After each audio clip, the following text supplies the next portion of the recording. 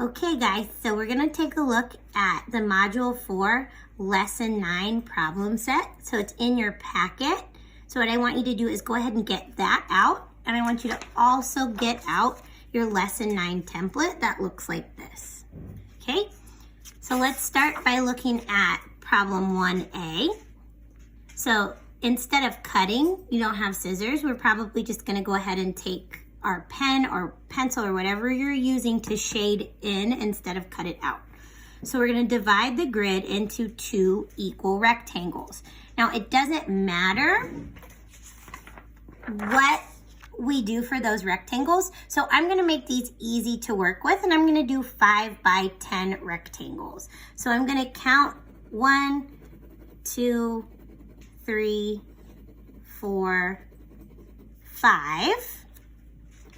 6, 7, 8, 9, 10, okay? So I've got this side is 10 units, which means I want my other side to go ahead and be 5 units. So that's 1, 2, 3, 4, 5. 1, 2, 3, 4, 5. So that's 5 units, and I'm gonna go ahead and label it. And then I will go ahead and I will fill in the rest of this rectangle.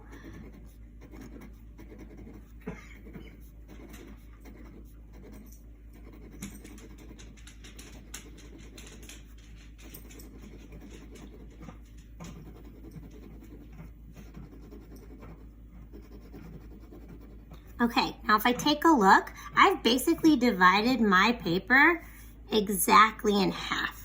So what I've done is I've created this as one rectangle, and here's my other rectangle.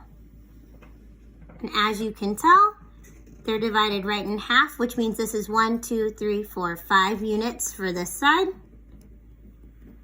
And 1, 2, 3, 4, 5, 6, 7, 8, 9, 10 units for this side. Okay? So after you've done that and you've created two identical rectangles, you're going to set your paper to your side so you have it to work from. Now what they're asking you to do for part A is to draw and label the side lengths of the two identical rectangles. So what I'm going to do is just make these smaller, but show them side by side. So I've got one rectangle here, and I've got one rectangle here, trying to make them look as close as possible, but you don't have a ruler, and that is okay. So I've got, this is 5 and this is 10, which means this side is 5 and this side is 10.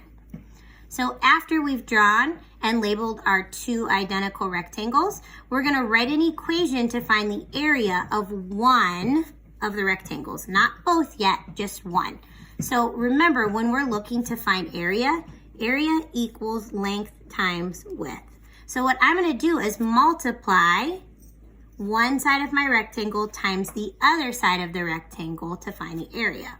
So when I write my equation, I'm going to say the area, or A, equals 10 times 5. Okay? After I've written out my equation, I'm going to go ahead and solve it. I know that 10 times 5 is 50, so the area of my one rectangle is 50 square units. Now I'm going to write an equation to show the total area of the two rectangles. So to start off, I would be doing 10 times 5, right, to find the area of this first rectangle. And to find the area of the second rectangle, I'm going to do the exact same thing and do 10 times 5. So that's going to look like 10 times 5 plus 10 times 5. Or if you've already figured that out, that means that they both have the same area, which means I'm also doing 50 plus 50. Okay, so my total area of the two rectangles is 100 square units. Now, what they want us to do is put our two equal rectangles side by side to create a new, longer rectangle. So instead of having it separate, I would put them all together, okay? So I have one side length as 5, and then I'm putting these two side lengths together. So that's the same thing as adding 10 plus 10. So my new rectangle